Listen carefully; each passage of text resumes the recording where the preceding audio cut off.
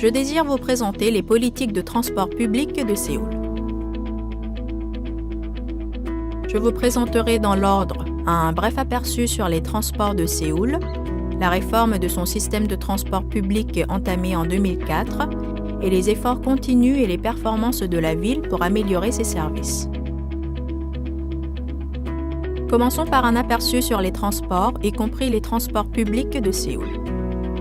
La superficie de Séoul, de 605 km², n'est que de 0,6% du territoire national, mais 10 millions d'habitants, soit 20% de la population totale, s'y concentrent. La population de la zone métropolitaine, Séoul incluse, représente la moitié de la population sud-coréenne. La population continue de se concentrer autour de la capitale avec l'aménagement continu de villes nouvelles, aggravant la dépendance à Séoul et l'élargissement de la distance de parcours dans la journée. À l'inverse, en termes de conditions de transport, le nombre de voitures a explosé dans les années 80-90 et atteint 3,1 millions, mais le linéaire routier de 8214 km voit sa croissance ralentie à partir des années 90. Par rapport aux années 80, le nombre de véhicules s'est multiplié par 14,3 fois, alors que le linéaire routier s'arrête à 1,2 fois. Cela provoque des problèmes chroniques de congestion de trafic et des problèmes environnementaux à Séoul.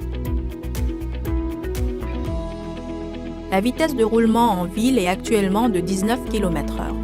Elle était en chute abrupte avec l'augmentation du nombre de véhicules, mais il a pu être maintenu au niveau actuel grâce à une gestion du trafic basée sur les systèmes de transport intelligents, ITS, et par une réforme des transports publics. À Séoul, le trafic est de 32 millions de déplacements par jour, dont 65,9% par bus, métro et autres moyens de transport en commun.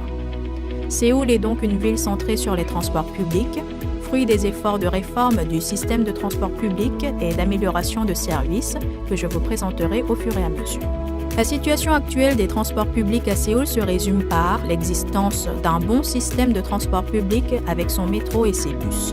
Pour le métro d'abord, 10 lignes de 342 km sont opérées entre le centre-ville de Séoul et sa zone métropolitaine, accueillant 5,1 millions d'utilisateurs par jour. Le bus urbain est utilisé par 4,2 millions de personnes par jour, avec 7405 bus opérés sur 352 lignes. Ensuite, passons à la réforme du système de bus conduit par Séoul depuis 2004. La municipalité de Séoul a entrepris une réforme de tout son système de transport public en 2004. Le déséquilibre entre l'offre et la demande causé par l'aménagement urbain, l'augmentation du trafic et les coûts sociaux indirects, et les limites pour construire de nouvelles infrastructures routières ou ferroviaires en raison de leurs coûts ont poussé Séoul à entamer cette réforme.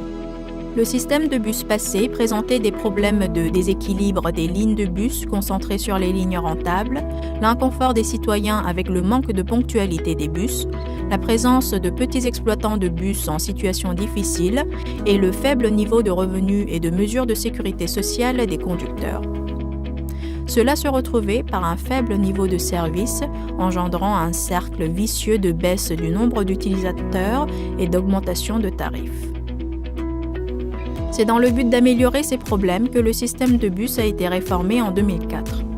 Le nouveau système de transport public améliore le système de lignes de bus et de gestion par un système quasi-public, améliore les installations par l'élargissement de voies centrales réservées aux bus et la construction de centres de correspondance, améliore le système de soutien au transport public sur la base d'un système tarifaire amélioré et par l'application des TIC, et construit un consensus social en restant à l'écoute, à travers le comité citoyen, de l'opinion publique reflétée dans les politiques. La clé de la réforme de bus est le système quasi-public. Le gouvernement établit les orientations politiques et les plans de lignes de bus. Les exploitants de bus se chargent de l'opération. Les revenus sont gérés conjointement et distribués par la municipalité et les exploitants, et la municipalité apporte en partie un soutien financier. Le système de gestion de bus de Séoul a été complètement restructuré. Il a été réaménagé en système de lignes interurbaines et d'alimentation, et des couleurs différentes ont été attribuées selon les fonctions et les zones de desserte. En rouge, les bus de banlieue métropolitains qui relient Séoul aux villes avoisinantes. En bleu, les bus interurbains principaux qui relient le centre-ville à d'autres centres urbains. En vert, les bus d'alimentation secondaire qui relient aux lignes principales de bus ou au métro ou qui assurent le service sur le réseau local. Et en jaune, les bus circulaires qui répondent à diverses demandes touristiques, de shopping, etc. Le système de numérotation a aussi été complètement changé. Les numéros de ligne sont attribués selon le point de départ et d'arrivée en série. Par exemple, le bus 101 part du point de départ 1 de la zone nord-est qui arrive dans la zone 0 du centre-ville et il est le premier bus de son groupe de numérotation. Les bus de banlieue, eux, sont reconnaissables par le numéro 9 rajouté devant le numéro de bus. Ensuite, le système tarifaire est l'élément clé qui permet une utilisation et une correspondance fluide entre tous les moyens de transport. Le système tarifaire de transport public de Séoul est un système tarifaire intégré calculé proportionnellement à la distance parcourue. Le système de carte de transport qui donne accès à tous les moyens de transport permet de ne payer qu'un premier tarif de base, même en cas de correspondance, et le système intégré de réduction de tarifs à la correspondance ne tarifie un montant supplémentaire que selon la distance parcourue, allégeant la charge des citoyens et en améliorant largement leur confort. Dans le cadre de l'amélioration des installations, des voies centrales réservées aux bus ont été introduites sur les principaux axes routiers de la ville et un système BRT métropolitain qui relie Séoul à ses régions de proximité est installé progressivement. Les voies centrales de bus ont amélioré de 33% leur vitesse de conduite et permettent d'offrir un service de transport public plus rapide et pratique que les voitures personnelles en ville. En banlieue proche, des centres de correspondance métropolitains ont été créés pour induire la correspondance des usagers de voitures vers les transports publics et des centres de correspondance interbus ont été créés au niveau des points nodules de transport public dans les grands centres urbains. Séoul continue ses efforts pour améliorer le service de transport public. En dehors de ses 10 lignes actuelles de métro de 342,2 km, Séoul planifie de construire 10 nouvelles lignes de rail léger pour créer un réseau de trains urbains sans angle mort où l'on peut accéder à une station de métro dans un périmètre de moins de 10 minutes où que l'on soit à Séoul. Jusqu'en 2020, il est aussi prévu d'installer des portes coulissantes et des ascenseurs dans toutes les stations de métro, ainsi que des arrêts de bus et des panneaux électroniques d'affichage d'heures d'arrivée de bus, BIT, à tous les points d'arrêt. D'autre part, Séoul gère ses bus pour répondre aux nombreuses formes de demandes. Un système de bus nocturne, bus Ibu, non donné par les citoyens, permet aujourd'hui d'offrir un service de transport public 24 heures sur 24. Les lignes de bus nocturnes ont été établies sur l'analyse de Big Data de 300 millions d'appels mobiles de nuit. Aussi, dans le centre urbain de Sinchon, grand quartier d'agglomération piéton, une zone exclusive de transport public a été aménagée, limitant le passage de voitures personnelles, ce qui a permis de dynamiser l'utilisation des transports publics et d'améliorer les conditions de marche à pied.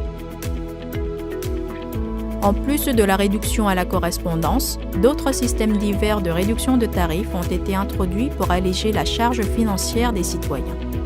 En particulier, le système de réduction de tarifs matinal profite à la population qui commute au petit matin et disperse la foule des heures de pointe.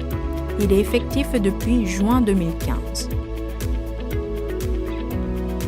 Séoul a aussi embarqué de GPS les terminaux de bus, desquels elle obtient des informations sur l'opération des bus et des données des cartes de transport des usagers, ce qui lui permet de gérer son système de gestion de bus, BMS, en planifiant et gérant l'intervalle entre les bus, les déviations d'itinéraire, etc. Le système d'information de bus, BIS, quant à lui, offre aux citoyens diverses informations, emplacement actuel du bus, heure d'arrivée prévue, état d'encombrement dans le bus, sur le terminal d'information de bus, sur le web, sur smartphone ou autres moyens variés.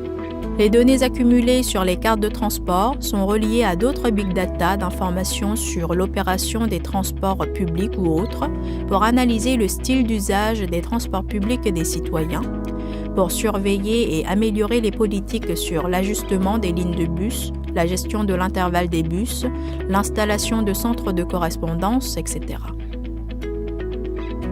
En résumé, les caractéristiques des transports publics de Séoul sont, du point de vue des avantages, l'offre d'un service de transport public de qualité par rapport à un tarif raisonnable et d'un service sûr et pratique depuis qu'il est géré en mode quasi-public. En effet, le nombre d'accidents de bus a diminué de 61% depuis et les usagers sont de plus en plus nombreux et satisfaits.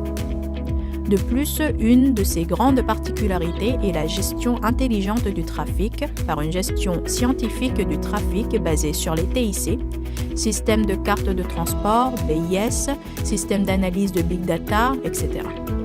Ces politiques réussies de transport public de Séoul sont reconnues par de nombreuses administrations et presses dans le monde, et ces politiques et systèmes font l'objet de benchmarking par un grand nombre de villes dans le monde.